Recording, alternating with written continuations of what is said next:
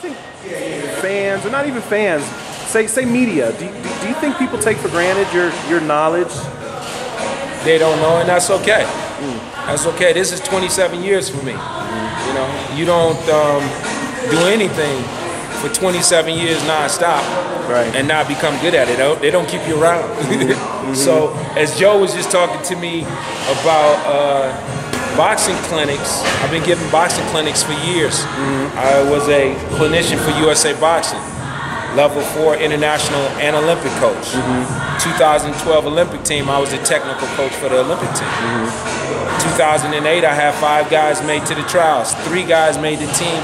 1 was the outstanding boxer of the team. So my history is there, you know. Yeah. All of these guys, I go back with so many years, you know.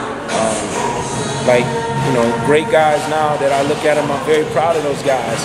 And I had a chance to work with both Charlos when they were 14 at Northern Michigan University, you know.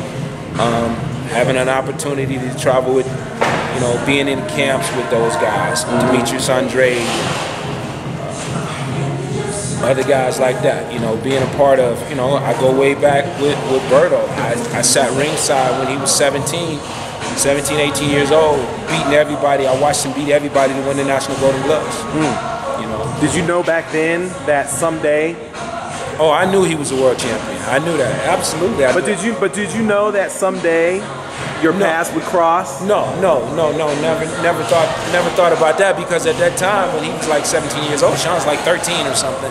So Shawn's not, you know, you don't even know if Shawn's going to continue to box. Yeah. You know? And what Shawn does now was never in a plan. This was never a plan. It was never planned for Shawn to be a professional boxer. That was never planned. This is just something that he chose to do. When he left all the other sports alone, he said, okay, I'm going to focus on this one. So that's anything in life that you're doing.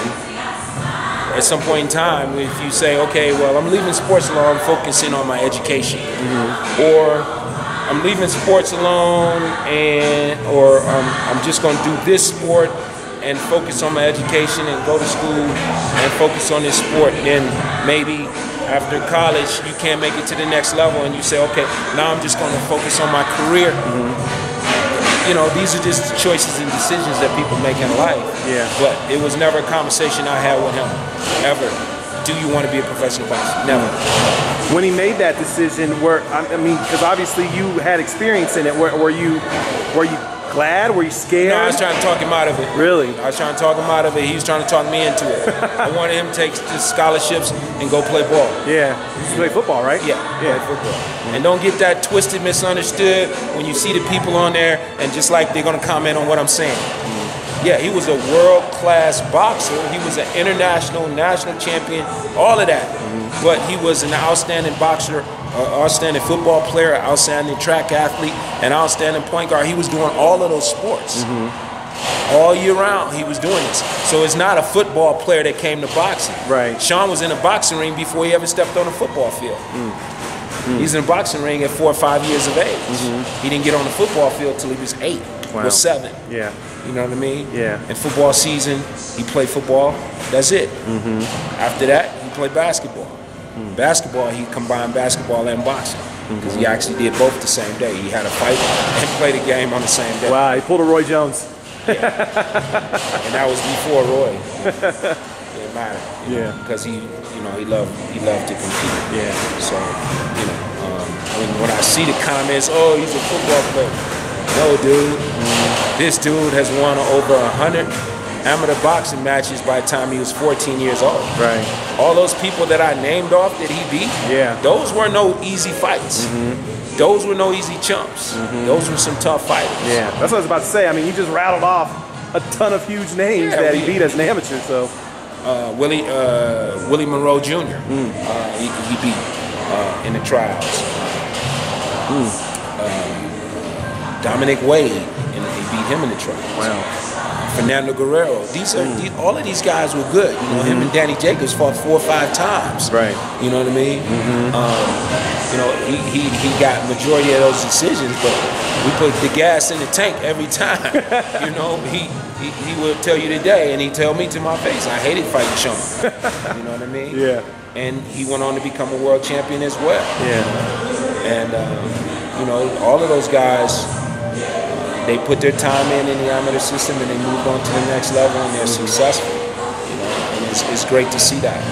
Yeah, but you know, to be able to look back over the time I was around them and see what they had done. But you know, I don't think guys like you get enough credit as trainers. You know, a lot of times the focus are on guys who, you know, get an already made champion. Oh yeah, it's a huge difference from the first time you put a pair of gloves on somebody, you start them off from scratch to be where they at today and still be there with them. You know what I mean? And trust and believe, when the cameras go off, me and him still father and son. You can't take that away. We do this. This is how we live. Yeah. So, you know, and he'll tell you, if you ask him, he'll tell you, you know. And, you know, when I see stuff, and it's just stupidity.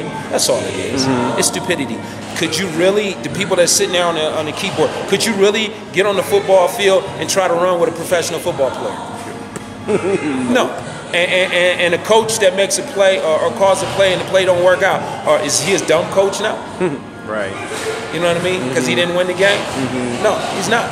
Yeah. You know, same thing with an NBA basketball player. You want to sit here and comment on him, but could you run up and down the court with an NBA basketball player? No, you couldn't. You couldn't even run with him. Forget about putting the ball in the hole. Forget about defense in him. Yeah. So the same thing holds true with a professional boxer. You can't do anything with these guys. You can't run with them. You can't jog with them. Right. You can't move it around in this ring with them. You can't hit a bag. You can't do anything with them. The same thing holds true of the boxing coaching fraternity. These coaches that have put their time in, I don't criticize a coach. He got the same mindset I got to win. You can never, ever touch these guys. You know, I go back as far as with Virgil. When Shawn was 10 years old. I was at the national championships and Virgil was there and he had Andre, and Andre's 15 years old, winning everything. Tim Bradley's walking around, Tim Bradley had belts around his neck, shoulders, waist, he had belts everywhere. He was winning everything every year. You know, I go that far back with these guys. That's not a mistake, that's not luck, that's not, you know what I'm saying? That's stick-to-itiveness, fortitude for me to even be here, still after all those years and put all that time in. Yeah. You know what I mean? So, you know, look, and Adrian Brock. Adrian went on to win 2 world championships. Hank Lundy right here. Hank fought on my amateur shows that I put on, and we just did the math the other day. That was back in 2005. That's over 10 years. Yeah. 17 years. I mean, 2017 back to 2005. Yeah. 12 years back that, you know, Hank was fighting on shows. Shawn was in high school when Hank was fighting on that show with us. Wow. You know what I mean? So, no, this is not, you know, this is not something that you take lightly. I take lightly. I respect the people that's involved with it and what they've done with it. You know, Virgil's one of my mentors, and here I have an opportunity to go up against him. And I can recall the time that actually the PR lady for USA Boxing, Julie Goldstick, great person, has always done right by the kids and always done great with all of the kids coming through the system. And every quad, she would identify those boxers who she really thought could move on and do things to try to make the Olympic team, things like that. And when Berto was making that team, she brought Shawn over and she said, hey, I want you to meet this kid. We call him Little Berto. And back that time, Shawn's 13, 14 years old. Yeah.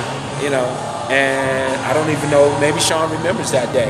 Wow. I definitely remember it, you know, and so I've always been a student of this, and, you know, I studied those guys way back then. You know, we had a guy from our area that was winning everything, Juan McPherson, and he was beating everybody, and he was predicted to be an Olympian. And him and Berto got tangled up in the trials, and he hit his head, and he never really recovered. He was out of the trials, and Berto went on to become a world champion. Juan wound up winning probably about 7 or 8 pro fights, and then retiring undefeated. He didn't, you know, he didn't go any further than I got to get these gloves on. Yeah, go ahead.